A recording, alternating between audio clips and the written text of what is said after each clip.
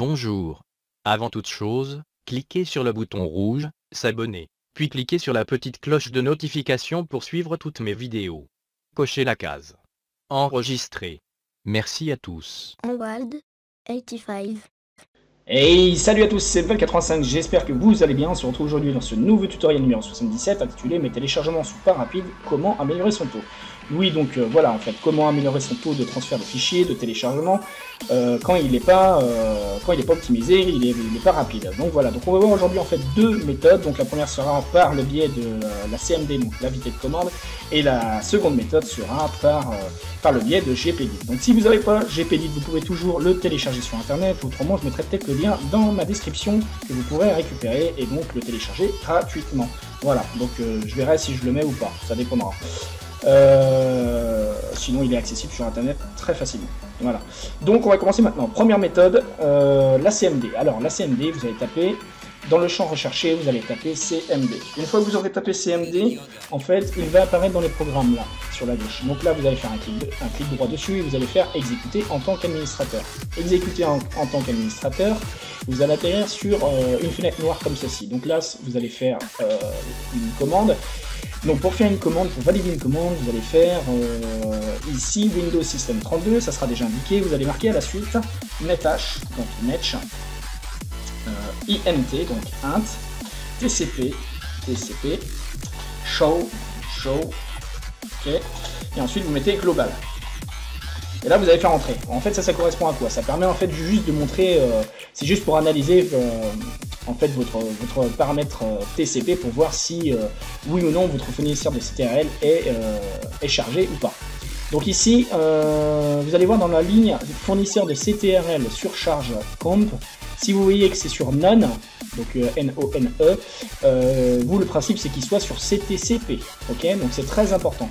Donc pour qu'il soit sur CTCP, c'est tout simple, vous allez entrer la commande suivante. Donc là, vous allez faire Windows System 32, ok. Donc là, vous allez continuer en mettant nethash, int, comme tout à l'heure, tcp. Et cette fois-ci, vous allez marquer set global congestion provider égale. Et là, vous allez marquer CTCP. Voilà, et là vous allez valider en faisant entrer. Ok. Et là quand vous allez faire ça, ça sera marqué OK. Ça veut dire que ça a été pris en compte. Enfin quasiment en compte. La commande a été liée. Et pour que ça soit vraiment validé, vous redémarrez votre ordinateur. Voilà.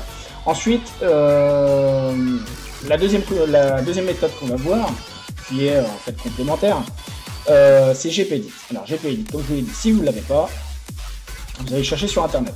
Donc, pour moi je la mettrai en description. Donc là, GPedit. Là vous allez taper .msc. Si vous ne tapez pas .msc, c'est pas sûr qu'il apparaisse. Donc là vous rentrez dedans normalement, donc clic gauche de souris.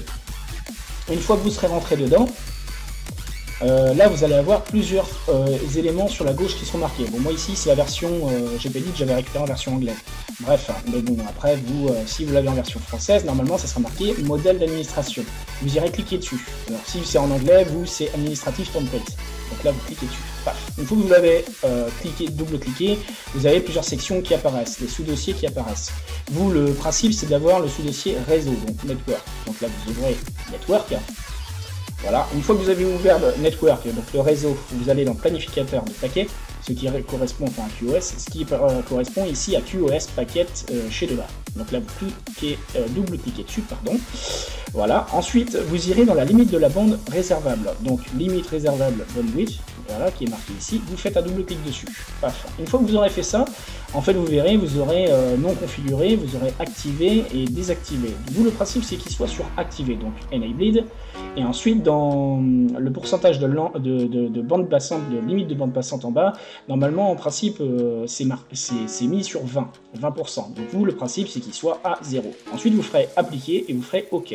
Vous redémarrerez votre ordinateur et voilà, votre limite de bande passante sera optimisée, votre ordinateur sera optimisé pour avoir le meilleur fonctionnement possible pour les téléchargements, tout simplement.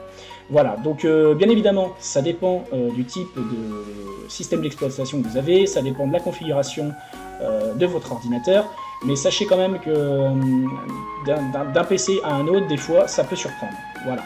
Donc normalement ça devrait améliorer votre taux de transfert. Voilà, c'est plutôt pas mal.